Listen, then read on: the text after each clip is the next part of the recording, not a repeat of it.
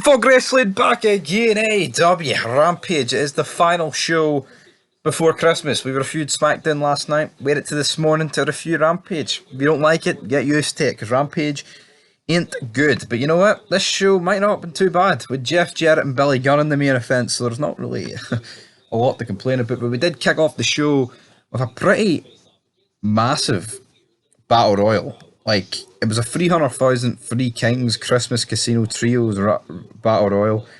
There's a lot of people in this match. You had the Blackpool Combat Club against SAP, against LIFA, Best Friends, you had Butcher and the Blade, Aria Dafari was in there, you had the Dark Order. There was just a bunch of jobbers, if we're being honest, but most notable moments is Moxley hanging on. They just couldn't eliminate Moxley, just looking like the meth head that he is, with people joining for the broadcast table. But I mean, it just felt like it. I love the concept of a battle royal. I love the concept of like a Royal Rumble. I mean, it's hard to fuck them up, but I felt like here they did. I just felt like it wasn't that good until, like, I don't know. I felt like when you had the cast, are they called the casters? I don't know. I don't even know what they're called. I think they're called the casters, but I don't even know. Are they called the casters? I'm not 100% sure.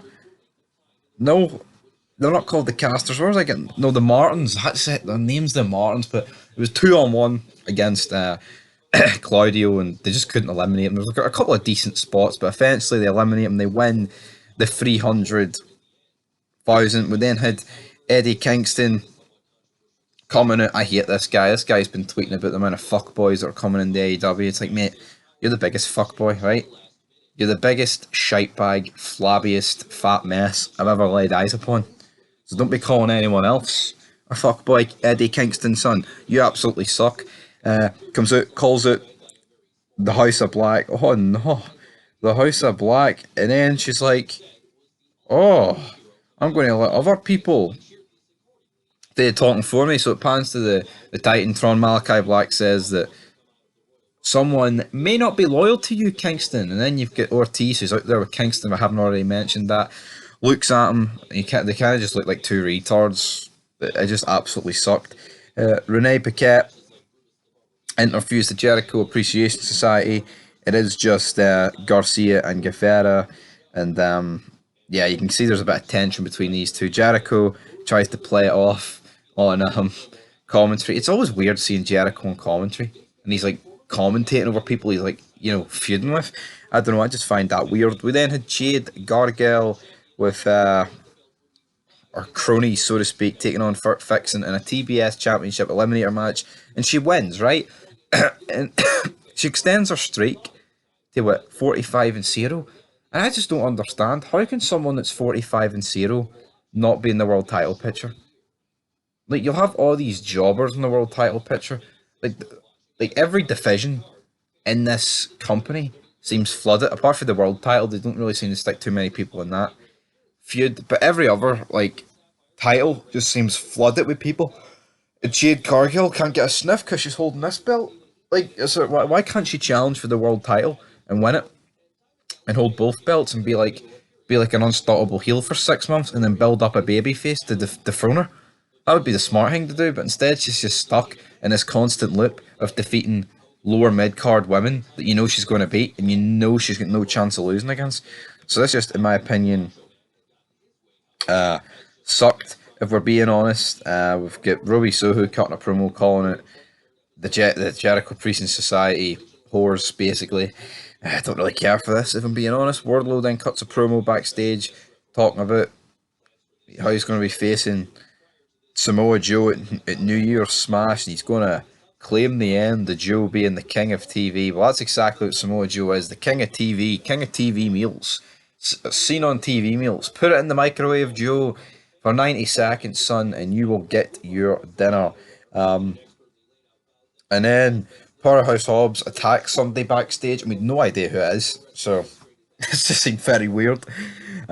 Mark Henry then says, oh, it's time for your main event, as he's interviewing the teams of Billy Gunn and Anthony Bowen and Jeff Jarrett and Jay Lethal.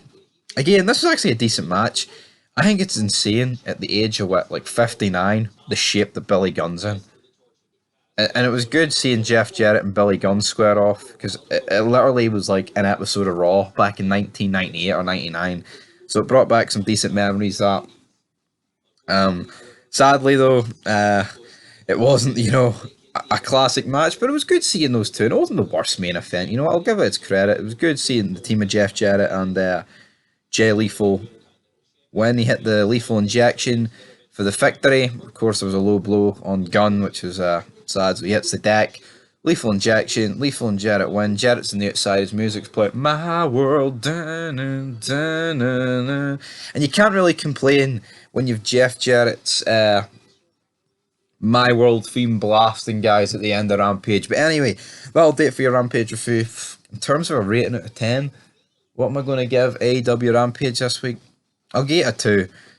Because I gave SmackDown a 2, and I can't say which one's better, to be honest. Like, the Cena montage on SmackDown was epic, but how much can you really put that towards actually, like, contributing to the show? It's not building up anything. It's more just, oh, here's what John Cena done, that really cool song.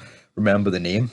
So, that's my rating, guys. 2 out of 10. Until Monday Night Raw, which is looking like a best-of edition, so I don't even know how we're going to be able to review it or whatever, but if it's the best of Raw of 2022, surely it will get a decent rating out of 10. You'd like to think so. They kind of showed a promo package for it. They were going to like show Cena and Austin and like title matches like Brock Lesnar and all was on it. So by that logic, it should be a decent Raw, but they'll probably fuck it up. They'll probably have an absolute bunch of jobbers presenting the show or something like that. But anyway, guys, that'll do it for Fog Wrestling. Make sure you like, comment, and subscribe. And until next time, that is it here on Christmas Eve. Enjoy Christmas Day. And until then, peace.